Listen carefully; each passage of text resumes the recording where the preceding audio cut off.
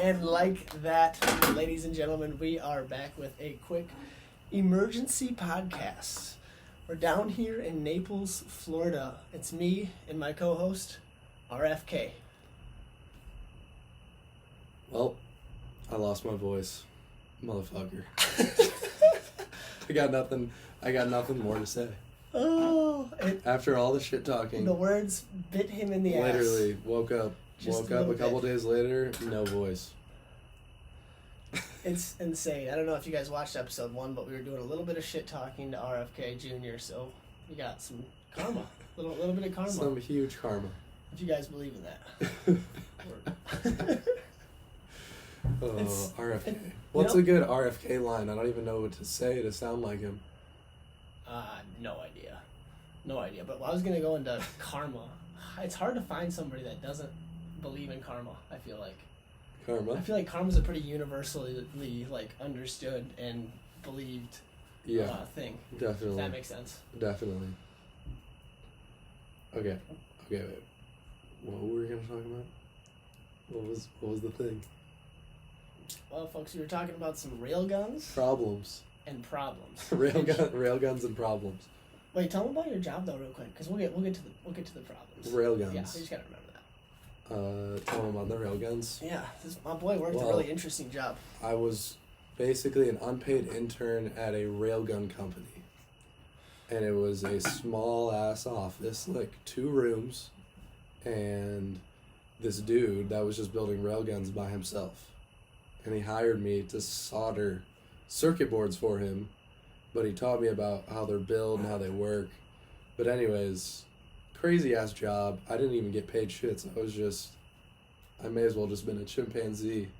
Just putting metal on circuit boards. The perfect employee. And sometimes he just wouldn't show up, so I'd show up to the office. No, keep it off. Keep it off. Oh. I would just show up to the office and he just wouldn't be there, and I'd just be sitting at the door, and I'd call him, he wouldn't answer. But, yeah, railguns. That's an interesting job for a young man to work. Yeah. Railgun creator. railgun just creator. Assistant to the railgun Assistant creator. to the railgun but creator. That catapulted us into a conversation about how good we have it in America. Yes. For sure. And we were talking about how this little slice of life that we live in here in America is really just like this fairy tale land. Yeah, we have it so good that our human instinct is to worry about things, and that forces us to create our own problems. And humans have. And not to say that people don't have problems. And humans have to have. There's a lot of people with problems in the United States, but the vast majority create their own problems. And we all hear the term like first world problems too. Yeah, oh, for sure. So everyone's aware. For sure. Everyone's aware of our little first world problems we like to create. But the interesting thing, in my opinion, is that humans can't live, or at least it seems, humans can't live without problems. Yeah. We have to coexist with problems. For it's sure. like innate in us. It's ingrained in us. Well, I guess the better way to say it was we need to be fixing something. Yeah. We need a problem to fix. Working on something. We need something to solve. Yeah. We're a species that needs something to solve, folks. Well, it's just like it's just evolution, I feel like, survival of the fittest. Simple biology. It's simple biology. Some people understand biology. Isn't that what it is? Other people live in denial. We can't go into biology right now. We're not going to go into biology. It's too soon to go into biology. This is another thing we were talking about earlier, all right? And this podcast is it's been all over the place. We're in Florida right now. We're enjoying ourselves. We indulged, and if you understand this from the callback here, a little diversion of the normal, the old straight and arrow path, folks. And so, but we're having fun with it, and we're gonna hop around all over the place. So stick with me here. We were talking about when you have a genuine and authentic feeling as a human being. Yes. Okay, and we were saying that some people have the ability to recognize that. I think we all have the ability to recognize that, but some people acknowledge it and they process it, and then they move forward differently because of it. Yeah. And other people live in just straight denial. Yeah, definitely. And they just are like, oh, that's different, and then they shy away from it. Yeah. And so, what were you saying earlier about that too? Fear. You were asking what causes that, and that would be my guess. It's fear. And fear. It requires you to believe in something that's outside of yourself and outside of your control. You know? A little bit. And that's scary. Yeah, it is scary. Because you kind of have to give into something that's... Yeah. Yeah, different. And but it's presenting itself to you. So you think the fear is the main thing, the main reason why people don't acknowledge that they have this... You know, so look, let's give him... Here's the example, folks. He was going to college. Yes. For us. I was going to college. At a specific point. No, that doesn't make sense. He was going for a specific degree, so I meant to say. And at one point, you had a moment of realization. Yes. That you didn't want that. Yes. Tell them about it.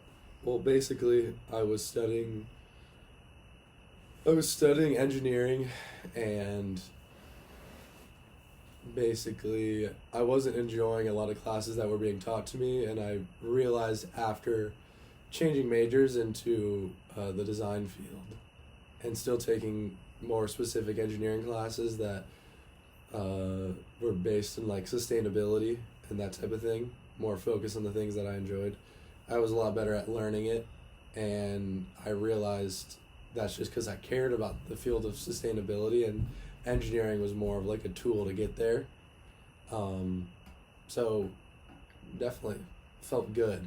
But since then, that has been my focus just in life in general, and what I want to do for work and career is something that contributes to sustainability.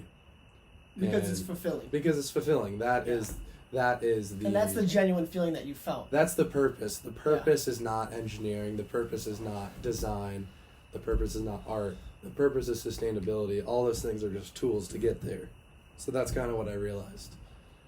And so when you realize that, though, yes, here's the key. When you realize that you're going down one path, yeah, and then, hey, fork in the road. We're going, like, I have this fork in the road feeling. Yeah. Like, maybe I don't want to go down this path, even though when I was back here, yeah, I said to myself, hey, we're going down this path. Yeah. Like, we're going to do this, we're going to do that. We're going to go down this path. Totally. You set this expectation.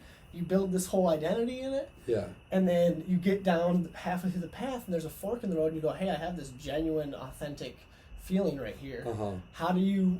This is like what we're talking about is this little section right here where you make the decision to either continue down what you thought was going to be the way, yeah, versus this new idea or purpose or feeling that could potentially drag you down a different route in life. For sure.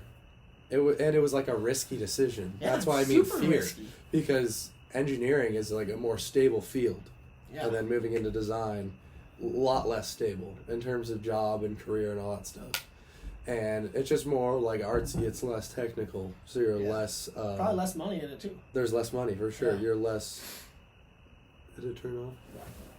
Are we still Is it running still here, going? folks? Yeah, we're still running. We're good. Yeah, so it was like a risky move. Yeah. But it was rooted in passion, which I feel like I felt like it would be good.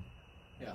And I also, I don't know what it was. I was very distraught from it. Like, it fucked me up for a little bit. Cause I was like, damn, dude, But that's how you know. I worked hard to get that, like, to even get into that degree. So throwing it away for something that was completely different was definitely sketchy. Yeah. But. Because you almost put this life up on a pedestal. Yeah. And you're like, oh my God, I did all this work so I can get here, so I can be this. Yeah. And then it's like, well, I have this feeling that's telling me maybe not that. For sure. For sure. You got to be honest with yourself, folks. Yeah. And I don't even know how to be honest with yourself. I can't give you a lesson. I can't teach you how to do that. I don't know what exactly you tell a person or how you make that change for yourself. Obviously, it starts with yourself. But being honest with yourself is just crucial. Huge. It's huge. It's just crucial, man. I feel like you can tell when people aren't honest with themselves. Yeah, you just gotta you gotta listen to yourself. Like, your body tells you things, the world tells you things. Life which is what we're talking about right now. That's the whole thing. Yeah, life will tell you things. There's that having that feeling and not following it. Yeah. That's where you go wrong in life. That's where you go wrong. When you don't listen to your gut. That's the key. Totally. We might have a little special appearance here, everybody. Dr. Don to weigh in. Dr. Don to weigh in. We're recording a pod here, D, live. The first rip. You're our first guest. I'm the cream in this Oreo cookie. Tell me what you need. Would you like to give us any educational tips and any stove perspective? It's literally an Oreo cookie because look, black, white. That's what I'm saying. I did. He's smooth like it. I realized that ahead of time. But this is what happened when cousins marry. Well, we're not sure what that means, folks, but we're gonna roll with it. All right, roll with this. Jamie, pull that up. Yeah. What's the topic here? We're talking about having an authentic feeling when you have a set path in life that you're going down, and then something happens where you have a feeling where you go, well, I don't know if I want to go down that path. Fork in the path. A fork in the road, and being able to identify that authentic feeling, and then be honest with yourself, and then move differently forward according to that. Yeah. I don't think the identifying it is the critical issue because everybody realizes that it's admitting that you're there. Yeah. And that what you're doing is making an impact. For sure. The error people make is they think that just doing the same thing and expecting a different result will give, a different result. Yeah. That's the definition of insanity. Yes, you are making a decision. To make no decision is to make a decision. Yeah. That's what I would say. Bang. That's some good wisdom right there. I did. Cream gotta go. All right, well, that would be Thank you, Dr. Don. Yep, thank you, Dr. Don, also known as Stove. That'd be our first guest appearance, and wow, it's going to be hard to top that one. Whoever else comes on here, good luck, because following that guy it's not a position you want to be in. All right. Quick little reposition there, folks. We're back. And better than ever. What got us talking about capitalism in the first place? We were critiquing creating for the sake of newness.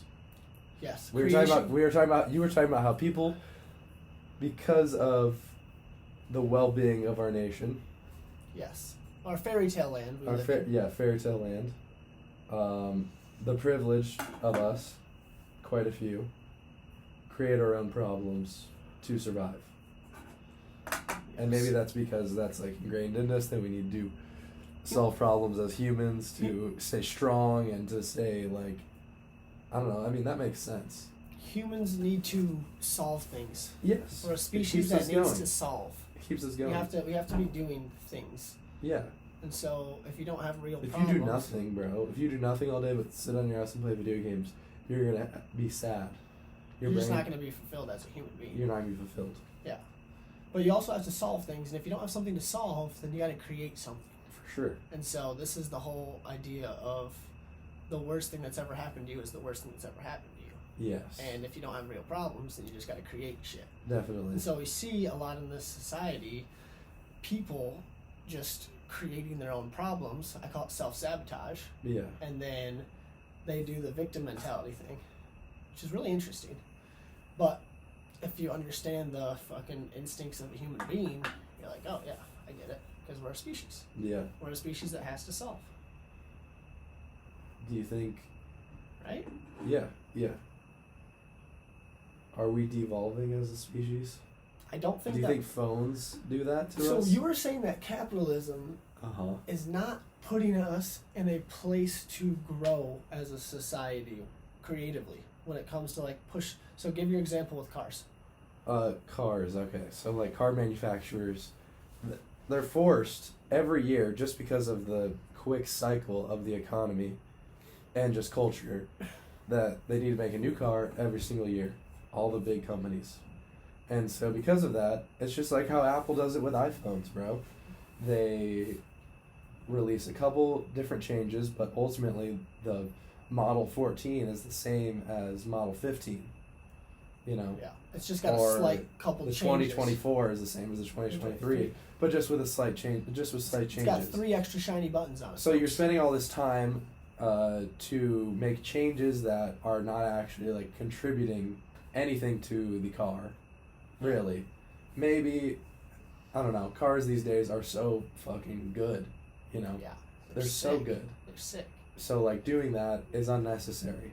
It's just for the sake of newness. But then you have a guy like Elon Musk. Elon Musk, who goes completely against the grain. Even the way he sets up his Teslas, like, you just download new software. There's never there's multiple different kinds of Teslas, yes, but there's not a 2024 versus a 2020, you know. It's just a matter of how updated your software is. Everything goes into it. They're the same. They're not. Get this. Get your new model Tesla and you get the extra fart box. Yeah, the extra fart horn. Yeah.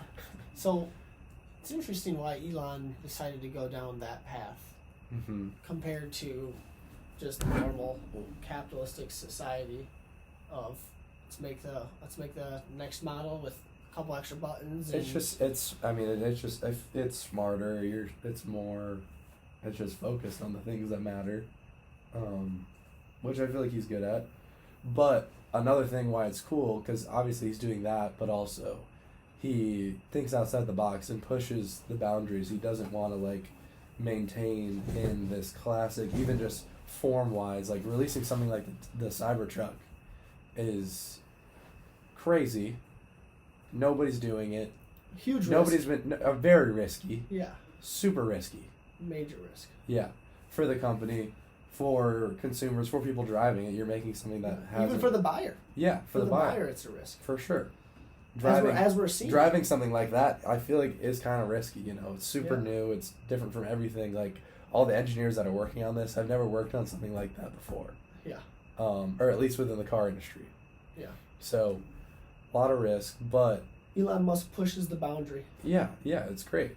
And in that regard, he's pretty fucking awesome. Whether the Cybertruck is a good car or not, he's willing to take risks and make something that's different from what we see with every other car. Yeah.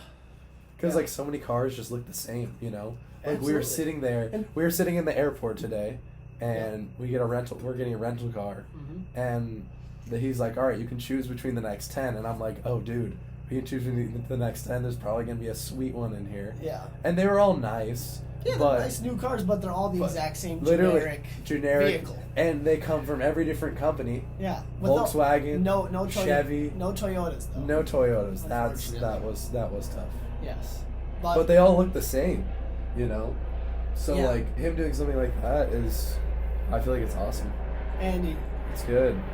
Please excuse the plane in the background, folks, but you were talking about how capitalism, it kind of breeds that mindset of just create the new little thing, get the extra dollar bill, like instead of actually advancing the society. You were saying that capitalism plays a role. I think the current state of capitalism. I don't think capitalism as a whole, because capitalism drives where we're at currently with things. In terms of like commercial stuff, like what we're buying, you know, like all of that stuff, but when it comes to like research and technology and this like actually technologically advancing as a society, capitalism is amazing for that. It pushes innovation in all industries because there's money behind it. There's a driving force. There's an incentive. There's a driving force. So it is really good. I'm not like capitalism is bad. There's no other way. Right. But in terms of like the vast majority of our commercial products, like, I mean, a good example is like there's I don't know how many companies, there's probably hundreds of different companies that make cups. Yeah. Plastic cups. The same cup. Thing. The same cup. Over and over again. Over and over Maybe again. It's got a little bit different texture. A different color. It's the same. But it's the same idea. Yes. It's not a new technology or a new floating cup or a fucking cup that you don't have to pick up. It just drinks for you. Yes. It's not. You're not breaking the restraints. But you don't need 50 companies, 100 companies making these same cups. But if they can all make money. But they can all make money, so they do it. Right. But what kind of tweaks could you implement into capitalism that would result in a more creative pushing the boundary mindset? It's just the problem is like the standardization of everything. Yeah. Like the best example is for car companies, everything looks the same, you know, because it's safe. Yeah. People they know they're gonna buy it, Because not everyone is a risk-taking individual who's Elon Musk, a guy who's got minimum 12 children. Little callback there. But the thing is that doesn't make sense simultaneously, because it's like, you make something different, like the Cybertruck, dude, that gets so much press. Yeah. Everyone's all over it. If done correctly. If done correctly. Because if the Cybertruck, which we saw when it first was getting prototyped with the ball and all that shit, if the Cybertruck didn't pan out to what it is right now, not only would Elon Musk look like a complete dumb ass, but he also would lose a lot of credibility. He also wouldn't have the same financial status, the same ability, the same, just who he is as a person. So do you think another car company could have done it and been successful with it? I think another person could do it. I don't think a car company that's well established is going to take that risk. You need somebody who's an entrepreneur type individual who's got a fuck ton of money and some big brains and some even bigger balls. A character. You need a character. You need a freaking Elon Musk. You need somebody like that who's willing to come in and say, hey, this is the way that they've done it, this is the way I'm going to do it. Yeah. And it's going to be a little different, and it's not going to pan out. You might throw your freaking ball out the window and crash and make it say it's bulletproof, and the whole world starts laughing at you because you said it was bulletproof, and it's not, because it's the prototype. That's the type of shit that happens. Totally. But you go with it, and you stick with it, and they've done and utilized and approached correctly, world changer. Totally. You get the press. You get the what you were just going into. 100%. One of my professors one time said, if people, with whatever you're doing, you're working on something creatively. Yes. That's more subjective. Mm-hmm. If a decent amount of people, if nobody hates it, everybody loves it, it's not good. It sucks. It's not a good idea. Yeah. Yeah. You have to have, whether it be a lot or a little, there has to be some amount of just haters. Yeah. There's got to be people that just are hating. Yes. And are just like, dude, like, no. Like, you cannot because it just ties right back into everything. Like, humans are resistant to change in a lot of ways. Yes. But also, I feel like, I don't know. We're resistant to change, but also we like the next new thing simultaneously. We do like the next new thing. It's like kind of like a balance of like stability and like excitingness. We like the next new thing when it's exciting, but also safe. Yeah. Because if it's not safe and it's risky, then there's a group of us as human beings that go, I'm for sure. I'm alright. For sure. Yeah. Man, we're an interesting species, and I think it's good to silly little humans. We are silly little humans. We're silly little creatures, and it's really interesting and good, I think, to be mindful of the fact that we are a species. That What do you mean?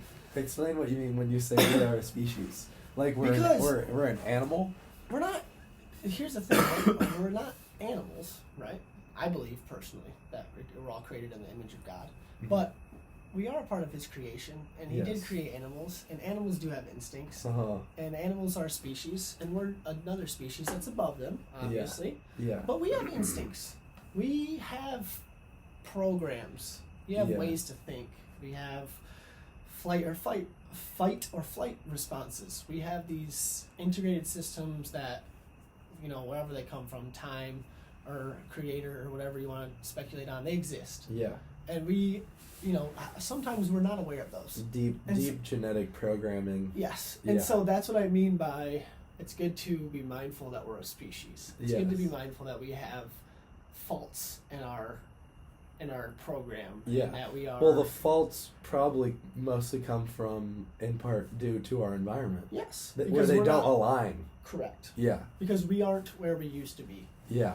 And we won't be where we are right now the next time we see you guys. Yeah. Because that's life. What is the ideal environment for a human being that is safe but also challenging? Jeez, if you can figure that one out, you can do like Steve Jobs. Because that's what we're talking about. Like, yeah. Like capitalism, socialism, all of these isms that produce the environment around us. What is the ideal one? Is there an ideal one? Is there such thing as ideal? Yeah, what is the optimal ism? Because you can't go full Wall-E mode, No, I mean you could, but it depends. That'd be terrible. It depends how you are, Full how on. you value human life. Yeah. Really, between comfort and danger, because like you're living in a tribe, you're more in a dangerous situation, less of the amenities of society, but you might be happier. They're probably happier. You can't live having life more with struggle. You can't live life with zero risk. For sure. You have to have a certain percentage of risk. Yes. Where would you say the majority of humans lie on that list? Somewhere at around 50? Somewhere around. If we're just having fun here. We're just having a little Yeah. What's the base? Because of the spectrum. The base is like the base. So like in the United States, like somebody who doesn't go outside because the sun gives you cancer. Okay. And the top is like the motorcyclist, adrenaline junkie, jumping off of like the individuals that are up here taking risk as everyday beings versus the people that can't recognize risk because their life has such little. Yeah. You know. I don't know. My guess would be in the middle, but yeah, probably I'm like just a bell. Playing, it's a bell. It's a bell graph. Probably. Yeah. Very interesting, folks. Oh, folks. We're an interesting species. Silly little creatures. We're silly little creatures. Some people. We're silly little creatures. I can't sound like RFK. Yeah. What would he say, dude? What would he say? It's very ironic that we were talking shit about Mr. RFK and then... And his voice. And then the next second. The next episode, we are back. My voice isn't fully back. It's getting there about 75-80%. I casted a spell on us, dude. And you're over there with RFK. Raspy. Yeah. Can you feel the worm? The worm inside of me? Inside your brain? What's he saying? Is he saying something? He tapped me. He tapped you a little bit? He tapped me, bro. Yeah. What's he saying? Is it vaccine related? Just be honest. Is it? It's autism. I got the tism, guys. I should have never gotten that COVID vaccine. You actually, you want to go into that a little bit? What? The vaccine. Do you regret getting that? No. No? No. How many did you get? 2. 2 of them? Which ones did you get? I don't know. I got the initial COVID-19 and then the first booster. So 2. 2. Very nice. Yeah. Do you feel like I don't think it made me autistic. No. If anything, I got autistic around age 15. That's about where it started. The autism didn't come from the vaccine. It actually came from the yellow dye from the mac and cheese cups that we were eating every day. Yes, as 6th graders exactly. At Ada Christian. Exactly. RFK, please help. And so this is why. But those are so good. This is why I'm an advocate for RFK though, because he's taking away that type of shit, bro. He's taking away those bullshit chemicals. Yeah. No, it's good. He's a beast. We can't give RFK any more time on our podcast. No. RFK's done. We're gonna leave it at that, and no more RFK. No more RFK talk. Yeah, RFK will not be talked about in the next podcast. Yeah, we can't. We won't even mention it. Elon Musk. More Elon Musk. All right, folks.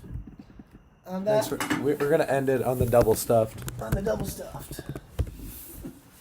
It's so dark. Boo boo boo. I don't see how you can hate.